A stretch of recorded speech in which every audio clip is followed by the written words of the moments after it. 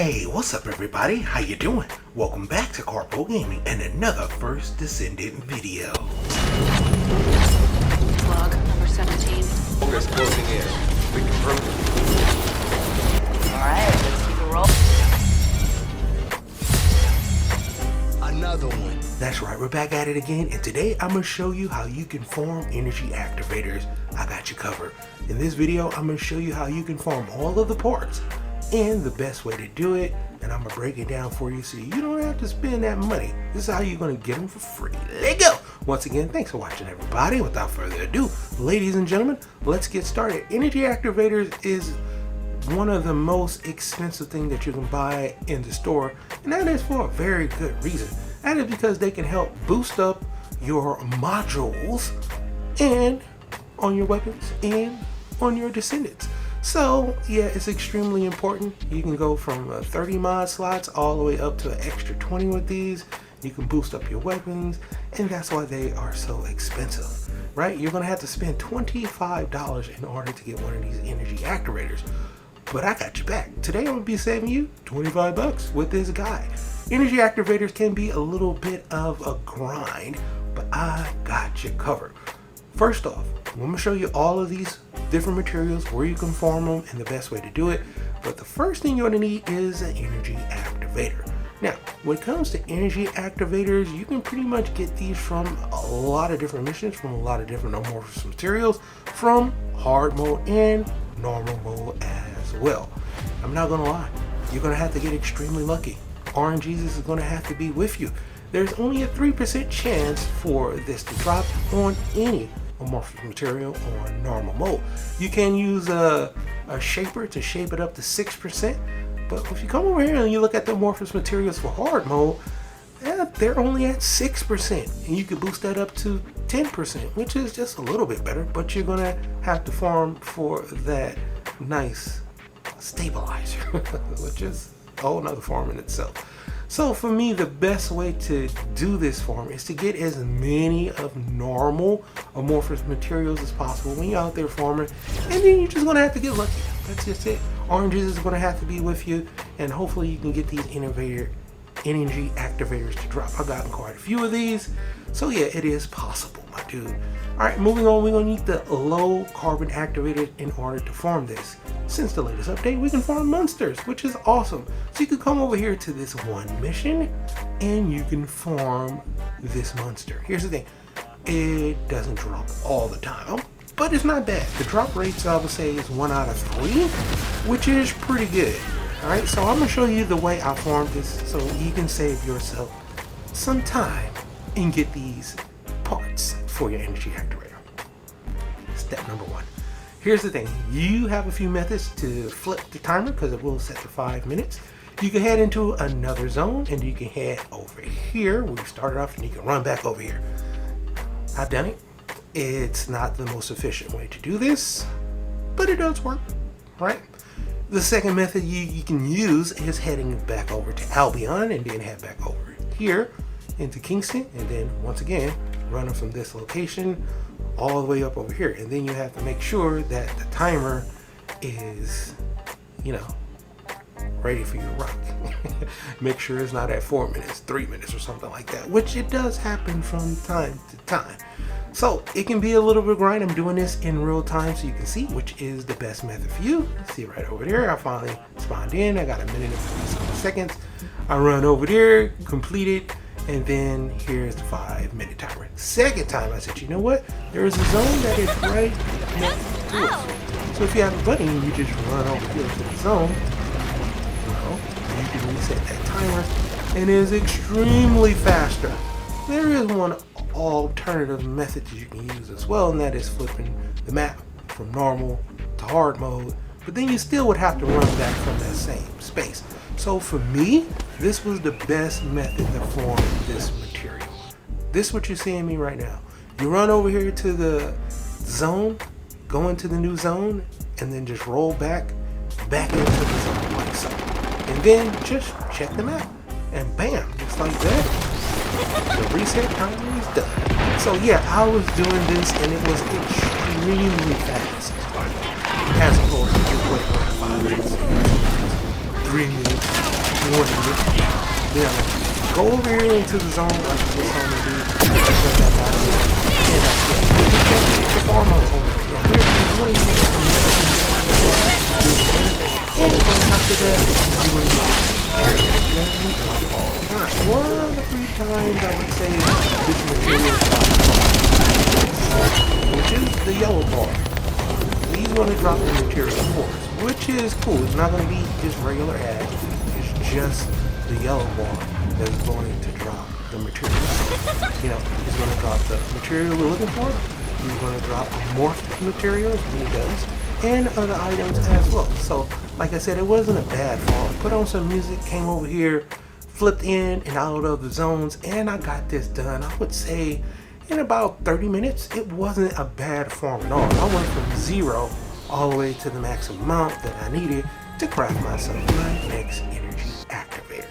So like I said, once again, in real time, I'm showing you exactly what I did to farm this so you can make an opinion and you can go about doing this the way you want to. You can go back to Albion, flipping game menu from normal to hard map moves, or just, you know, doing it the hard way, leaving the zone and coming back into this zone, and then just checking the time of this zone.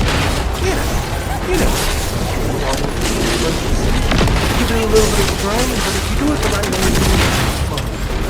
Think about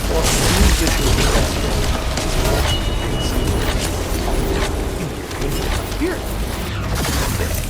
Nice amounts too. So it's not like you're getting 3 or 4. You're getting like chunks of 10, 11, 12. So you can stack those up pretty fast, my dude. Next up, we have our conductive metallic foil. Not gonna lie. This one can be a little bit of a grind because you're gonna need an intel, right? This is by far the best way to get after these encrypted vaults to get this material to drop. Now here's the thing. Ever since our latest update, you actually don't need intel. You can farm monsters, so you have an alternative way to go about getting these material, which is cool. I've done a ton of missions, and the best one that I found this to drop was the room's underground entrance. I was on normal. You can put this on hard. I'm not sure if you're going to get more of these to drop, but they do come from regular ads, so it could be any enemy in these missions that you're doing this. But this is how I got it to drop.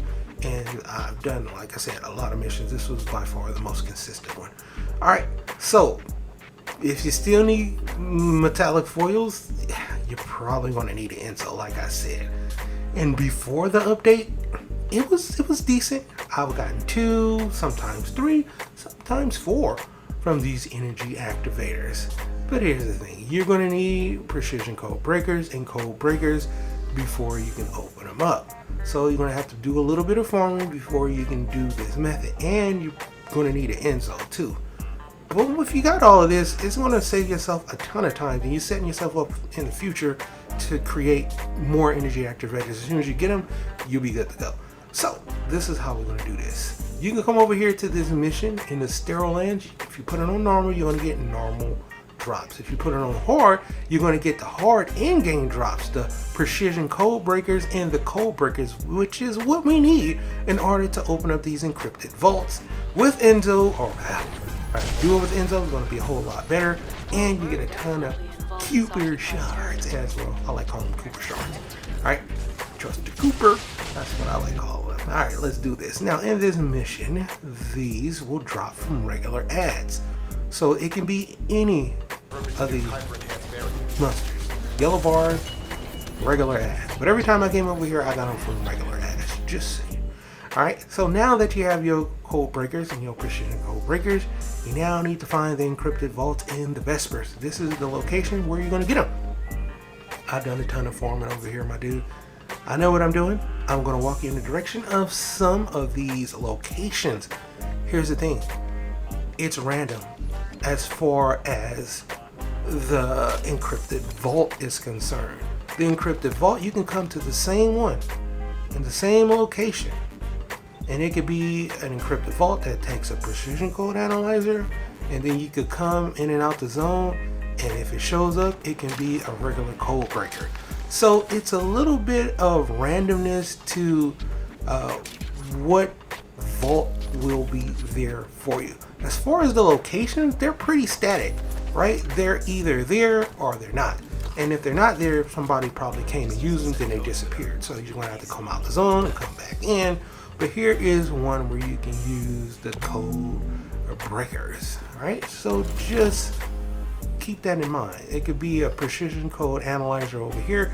You can also use the interactive map as well. There's interactive maps that you can use that will point you in the right direction of these encrypted vaults. But still, you really need to know where they're at so you can just easily form them, because looking at an interactive map, you still kind of need to find it, you know, which sucks. That's why I want to show you at least two of the location where I found code breakers and precision code breakers, so you can at least know where two locations is, right, where you can come and form.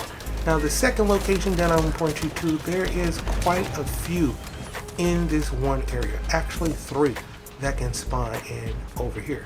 Now where we're headed to is going to be like a little waterfall type of area. There is an encrypted vault behind the waterfall. There's an encrypted vault stuck behind a different waterfall up high, and then there's an encrypted vault that is right over here to the left when you come into this cave area. So yeah, like I said, it's a little bit of randomness as far as what type of encrypted vault you're going to run into, but they're pretty consistent as far as their locations. So a little bit of farming, you need an Enzo or not, right? Definitely help with Enzo because you're going to get a lot of Cooper shards. If you do with Enzo, I'm talking about like, you know, a crap ton, 70, 80,000. It's a lot. But that is how you are going to get this lovely material. All right, and you get a lot after they drop, as you can see. They doubled it up. Next up, we're going after this lovely heat plasma battery. And we're going to go into these missions. I've tried a few of these, trying to figure out which one the best way to get it to drop. The most consistent, the fastest way. It's here, my dude. The Haven. This elite monster is about, I would say, 3 to 4 minutes into the mission. So you can actually just come straight into here and then just leave back to Albion, come back in, do it again, come back in, do it again. Right? That's how I did it. Super fast, and I did it on hard too when there's only 1 extra. So just do it on normal mode. Alright, last but not least, we need this material right here. Ion particles, which once again can be formed from mission monsters. A lot of choices. I found it the most consistent over here at the munitions loading dock. Now over here, this guy right here is going to drop said material, which is nice. He's going to be the final boss of the, you know, mission. So you're gonna have to stick all the way through it to the end, and he will drop said materials for you. Very consistent at the munitions loading dock. Trust me, I've tried other missions and I'm like, I didn't get no drop. So definitely come over here. Now that we finally have all of the materials formed for it, you know where to farm them, you know how to get them, we now have to craft this. And here's the thing. Yeah, it's going to take some time, my dude. How long? 30 hours. Yeah, a whole day of real life time before you can get your hands on it.